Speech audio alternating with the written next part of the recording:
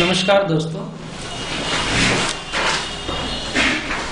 अक्सर हमसे ये यक्ष प्रश्न पूछा जाता है कि what is the difference between वैदिक एस्ट्रोलॉजी एंड केपी एस्ट्रोलॉजी। दोस्तों, इस कृष्णमूर्ति पद्धति और वैदिक पद्धति में मूलभूत डिफरेंस जो है वो कुंडली पर है, यानी कि जो चार्ट बनती है, लग्न कुंडली जो बनती है, सबसे पहला मूलभूत डिफरेंस यही पर है। वैदिक एस्ट्रोलॉजी श्रीपति भावचलित को फॉलो करती है, भाव को फॉलो करती है। कृष्णमूर्ति पद्धति निर्यन भावचलित को फॉलो करती है और लग्न की राइजिंग डिग्री को फॉलो करती है। यानी लग्न की जो राइजिंग डिग्री होती है वो प्रथम कष्ट कहलाता है। ये एक मूल डिफरेंस है। और लग्न की वो राइजिंग डिग्री का जो स्टार लॉर्ड होता है और जो सब लॉर्ड होता है वो बहुत महत्वपूर्ण है। और 1 से 12 तक हर कष्ट के स्टार लॉर्ड और सब लॉर्ड को इंपॉर्टेंस दी जाती है केपी पर। दूसरा डिफरेंस ये है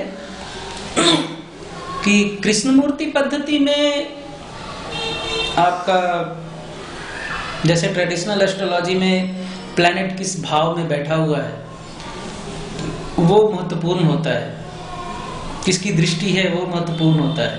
हालांकि केपी में भी दृष्टि महत्वपूर्ण है, लेकिन कृष्णमूर्ति पद्धति में प्लैनेट की प्लेसमेंट से ज्यादा प्लैनेट किसके नक्षत्र में है और उस नक्षत्र की प्लेसमेंट कहां है वो ज्यादा महत्वपूर्ण है। ये एक मूल डिफरेंस है। दूसरा, ट्रेडिशनल में हम 27 नक्षत्रों को लेकर चलते हैं। कृष्णमूर्ति पद्धति में भी 27 नक्षत्रों को लिया जाता है, क्योंकि ये वैदिक एस्ट्रोलॉजी से, ट्रेडिशनल एस्ट्रोलॉजी से ही लिया गया है। लेकिन कृष्णमूर्ति जी ने इन 27 नक्षत्रों को 249 सब लॉर्ड्स में ब्रेकअप कर दिया। अब एक नक्षत्र का उन्होंने 9 भागों में विभक्त किया। तो 27 मल्टीप्लाई 9 इजिकल टू 243 नक्षत्र होने चाहिए, लेकिन ऐसा नहीं होता। उसका कारण ये है कि मेष, मिथुन, सिंह, तुला, धनु, कुंभ राशि में आखिरी सब जो है दूसरी राशि में चला जाता है,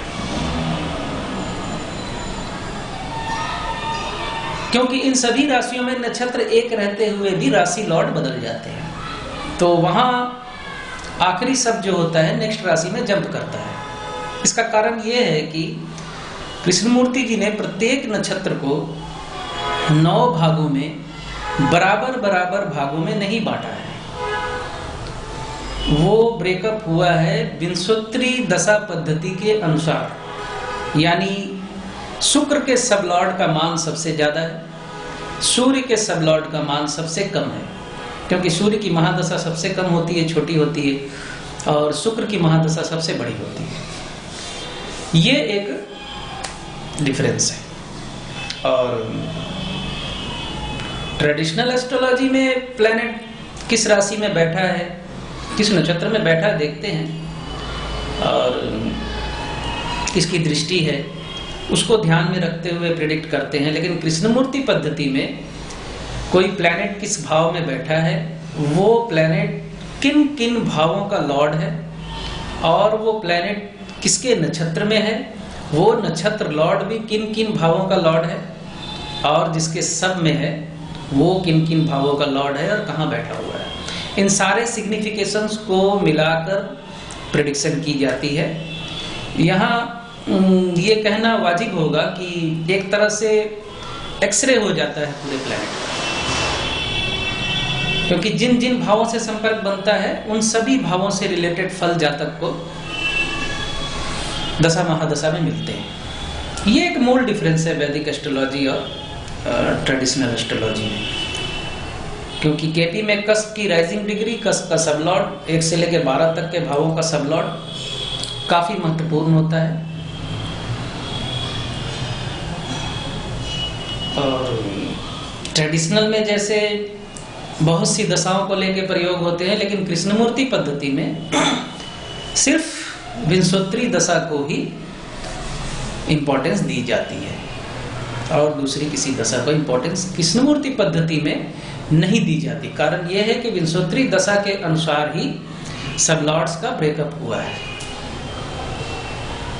ये मूल डिफरेंस है जो मैंने आपको बताया। शेष फिर कभी, तब तक के लिए विदा।